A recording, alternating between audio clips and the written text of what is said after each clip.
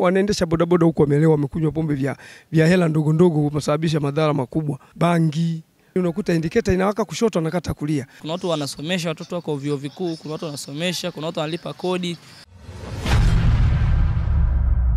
Jeshi la polisi mkoani Shinyanga linamtafuta kijana mmoja aliyefahamika kwa jina moja la Kulwa, mwendesha bodaboda, kwa tuhuma za kuhusika na mauaji ya kijana mwenzia ambaye pia ni mwendesha bodaboda kwa kumchoma na kitu chenye ncha kali maeneo ya kifuani wakati wakigombania abiria huko katika kata ya Ndembezi, manispaa ya Shinyanga hapa mkoani Shinyanga.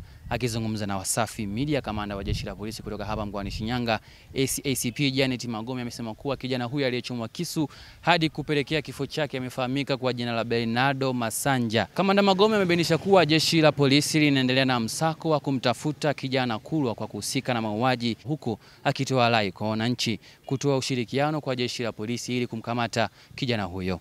Kwanza nipende kukiri kwamba taarifa hizi za kweli na kwamba zimefika ofisini kwangu tarehe 22 mwezi wa 6 2025, ilikuwa majira ya saa 6 za usiku katika mtaa wa Tabukareli, kata ya Ndembezi, manispaa ya mkoa wa Shinyanga.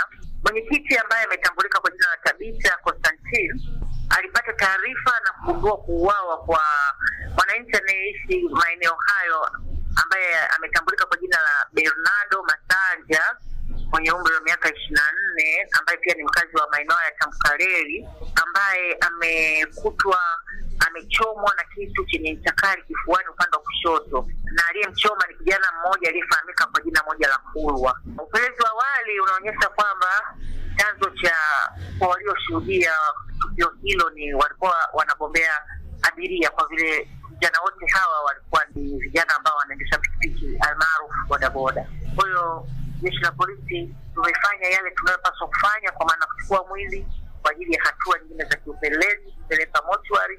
Wakati huo tukiendelea na msako mkali wa kuweza kuhakikisha kwamba tunamtia baroni huyu ambaye amesababisha mauaji haya. Kufuatia tukio hilo, Wasafi Media imezungumza na baadhi ya watumiaji wa usafiri wa bodaboda akiwemo abiria pamoja na maafisa usafirishaji kupata maoni yao kuhusiana na swala zima la bodaboda kugombania abiria, lakini vitendo mbalimbali ambavyo vimekuwa vikifanywa na maafisa usafirishaji. Kutoa uhai wa mwenzio kisheria na taratibu za nchi yetu, katiba yetu kwanza hairuhusu kufanya vitu kama hivyo.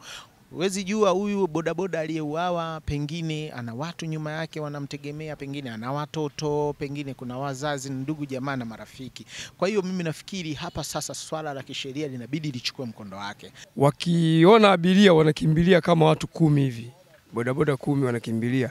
Sasa unakuta huku kuna gari inakuja, huku kuna watoto, kuna wanafunzi, wenyewe wajali hiyo. Kwa hiyo matokeo yake wanapokwenda karibia na abiria wanakuta wamefunga breki pamoja, wanaleta shida. Unaweza kuleta ajali, ukagonga mtu, alafu wakati mwingine bodaboda hawajali hata wanapokuwa njiani wakiwa wanatembea.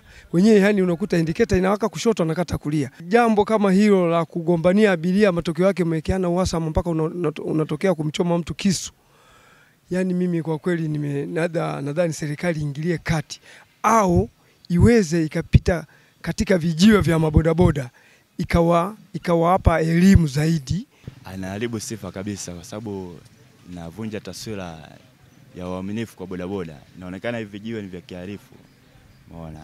Kwa sababu matukio yanafanyika vijiweni kama hivyo, ambao inaonekana vijiwe ni sehemu salama, lakini tukio la kusikitisha sana limefanyika katika kijiwe hicho. Sisi hapa hatuna kugombania abiria, kwa sababu tushapanga utaratibu mmoja, kwamba utaratibu wetu kiona abiria bana yule na kwangu na mgongea, akikubali na mbeba, asipokubali na maana wewe sio tena. Mteja anapokuwa amegongea mwenzio kwamba abiria wangu ule pale mbele, hata kama akifika hapa akichagua mtu mwingine haruhusiwi kumbeba yule tofauti na yule aliyomgongea abiria. Kwa hiyo inategemeana pale kwenye kituo chao hawakuwa na nini na utaratibu kama ule. Ni kwamba kuna sehemu zingine vijiwe unakuta abiria akitokea wanakimbizana, anatakiwa wahi kumchukua abiria ndio huyo. Kwa hiyo unakuta sometime wanasababisha paka ajali za barabarani. Kwa yoyote ambaye atakuwa na taarifa kuhusiana na huyu bwana alikokimbilia, waweze kusaidia jeshi letu la polisi kwa ajili wa kutoa taarifa hizo. Huyu bwana akamatwe na sheria ichukue mkondo wake. Kutoka hapa mkoani Shinyanga, mimi ni Abel Michael, W News.